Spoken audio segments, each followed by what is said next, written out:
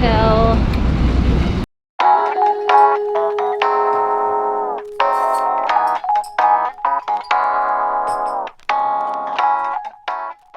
Na yan.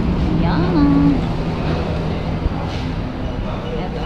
Pagpasok sa right side. Yung lift. Tayo natin. Ang laki ng rose. Oh. Kapoy. Umitim ako. Sobrang itim. Nung nagpipicture kami kanina, yung mga picture ko sobrang itim ng mukha ko. Umitim naman pala ako. Kala ko hindi tatalog sa akin yung araw. Paglabas namin nung elevator, nung lift, ito na agad yung room namin, 501. Medyo, lumang style nga lang siya kasi ganyan. Bisusi siya. Tapos, pero matipid to kasi. Hindi kayo pwede mag-iwang nakabukas. So, ayan. Ganyan. Tapos, tsaka pala siya nagana ng aircon. Mautak. So, yan. So, pagpasok, yan. Room tour tayo. Room tour.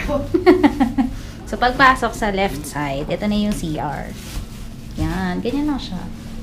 Mura lang to guys, kaya wag tayo mag-expect ng sobrang ganda. Yan. Pwede na, di ba?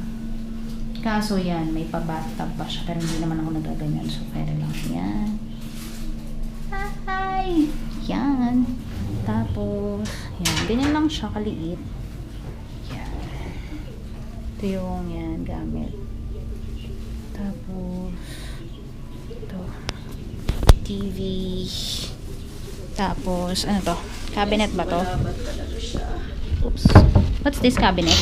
Ayan, meron siyang mini cabinet.